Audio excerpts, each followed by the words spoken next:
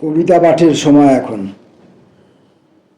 আজকের কবির নাম সমিত মণ্ডল। সমিত মণ্ডলের কয়েকটি কবিতা পড়ব। প্রথম কবিতার নাম বাড়ি ফেরা।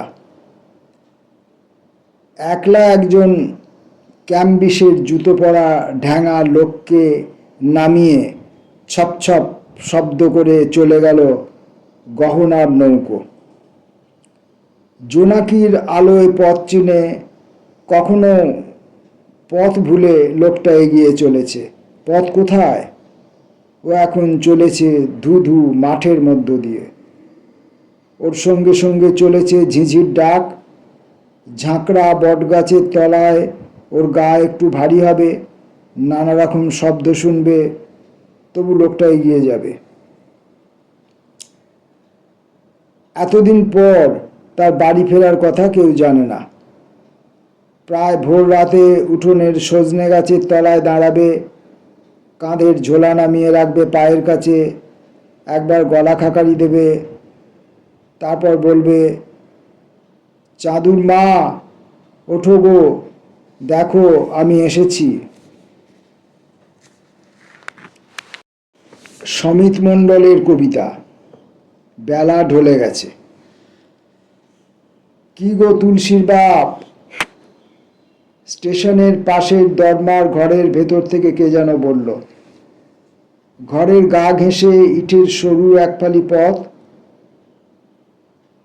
মহিলা কি সাড়া দিল স্বামীর ডাকে? না, কণ্ঠস্বরে সুরে অন্যরকম ইঙ্গিত। তবে কি অভিযোগ? হ্যাঁ, ঠিকই অভিযোগ, তবে একটু আহ্লাদ মেশানো। বুঝতে পারি বউটির রান্না প্রায় হয়ে এসেছে। কিন্তু এর কাজের মানুষ স্বামী এখনো এক মনে সারিয়ে চলেছে টেপ রেকর্ডার, কিংবা আকাশের লোক হয়ে বালি সাঁকড়ে উপুর হয়ে জেগে শুয়ে আছে। এদিকে রান্না তো শেষ, বেলা ঢলে গেছে, তবুও এ লোকটির হুঁশ নেই। কখন আর চান করবে?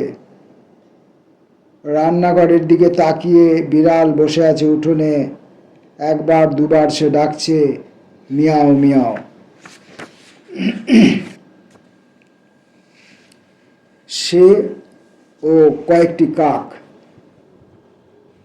কয়েকটি কাক পাঁচিলে ডাকছে, ঝাড়ছে তাদের ডানা।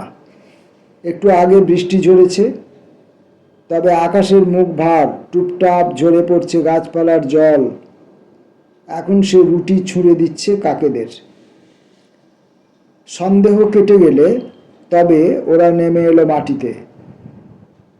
মা কাক খাইয়ে দিল সন্তানকে, নিজেও খেলো। আর একটু এগিয়ে গেল সে। কাকেরা সন্দেহ করলো তাকে, উড়ে গেল গাছের ডালে। এখন তার কাঁচা পাকা দাড়িতে রোদ্দুর। সে একটু ব্যাকুল, ডাকছে ওদের, আয় আয়, কা কা কা কা।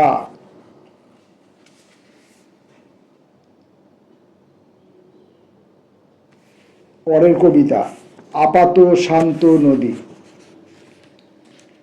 শিমুল গাছের ছায়া, নদীর জলে, নদীটি শান্ত, প্রায় স্থির জল। না, নদীটি আপাত শান্ত। দু এক মাস পরে জলে ডোবা পাথরে শব্দ হবে প্রথমে, চঞ্চল হয়ে উঠবে ছোট নুড়ি, বড় পাথরের টুকরো। অনেক দূরে পাহাড়ের গান শুনতে পেয়েছে এরা। তারপরে নিজেরাই গাইবে সমুদ্রের গান। জলের বুকে উঠবে পড়বে ঢেউ, নাচবে ফেনা। এখন আকাশের ছায়া পড়েছে নদীর জলে।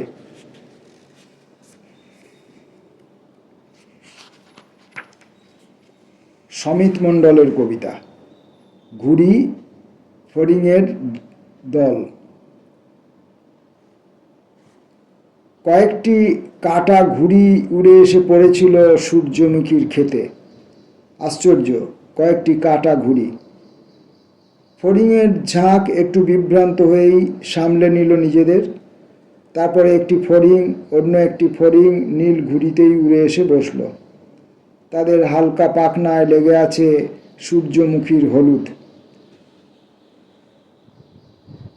রাতের শিশিরে কিংবা মিহি বৃষ্টির রেণু ভিজিয়ে দিল নীল, সাদা, লাল, হলুদ ঘুড়ি। কখন যে সূর্য উঠবে? ভেজা ঘুড়ি শুকিয়ে যাবে তো? একটু পরেই তো আসবে ফড়িংয়ের দল। তখন সমিত মণ্ডলের শেষ কবিতা, এক ফোঁটা জল মাকড়সা। কালচে সবুজ কচু গাছের পাতা, তার উপরে টলমল করছে এক ফোঁটা জল। পাতার নিচের দিকে চুপচাপ একটি মাকড়সা। একদিকে অল্প হাওয়ায় নড়ছে পাতাটি, জলের ফোঁটা অবশ্য সামান্যই নড়ছে। মনে তো হয় না পড়ে যাবে মাটিতে। এখন আর কুয়াশা নেই, সূর্যের আলোয় চকচক করছে চারদিক। মাকড়সাটি ধীরে সুস্থে উঠে এলো পাতার ওপরে, নড়ে উঠল জলের ফোঁটা, তবু পড়ল না মাটিতে। চারদিক শান্ত, ছাতারে পাখির দল মাটিতে লাফাচ্ছে। নমস্কার।